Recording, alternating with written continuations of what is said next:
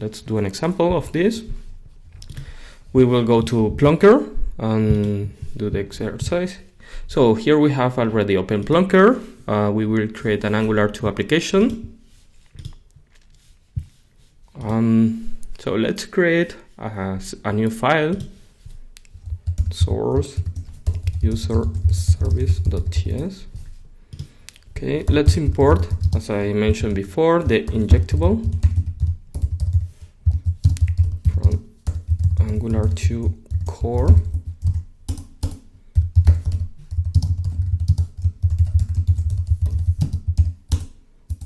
Let's create a fake model, a user.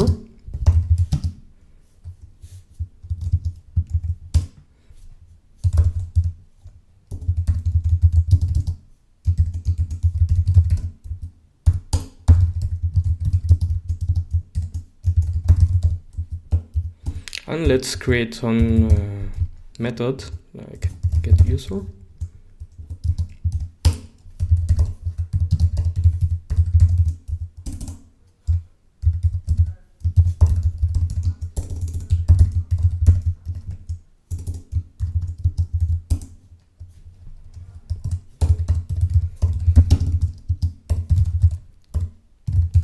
Okay, this is just for this example. Obviously we have fake data and we are setting the user to undefined.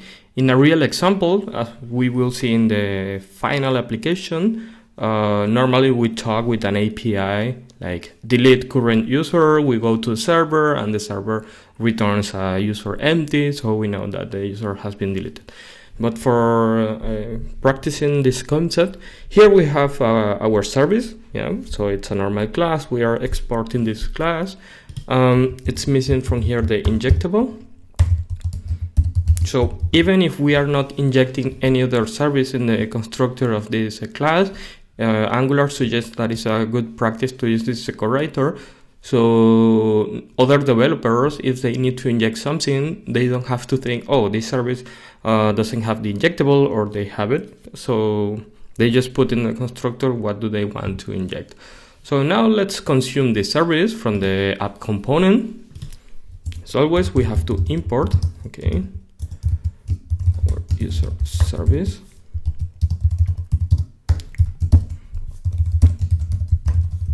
Okay. And this is a very important step, as this is a service and we are using dependency injection. We should specify here in the provider that we are using the user service. And now in the constructor, we can say private user service, type user service.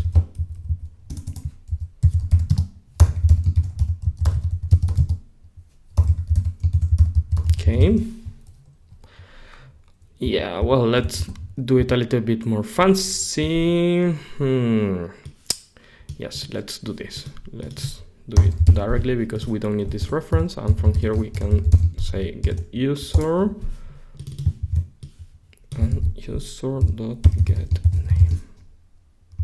Oh, no, it's not a getter setter. It's just a property. So yes, so here we are.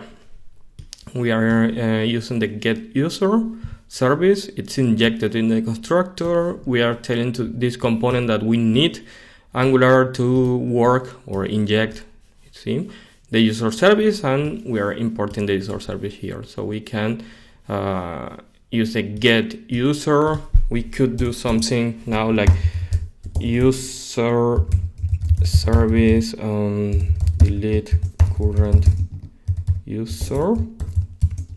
And if we call again, yeah, let's do it again like this. And yeah, I know that I'm repeating the code. It's just for proving something. So we get the user. Yes. And yes, I have an error. Let's see what's the error. Let's debug this.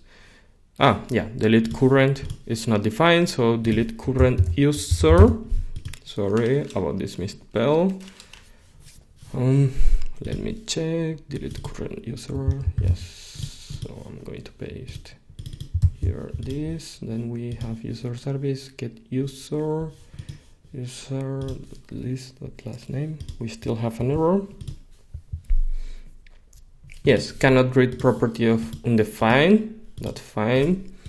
So that means that we successfully delete the user calling this.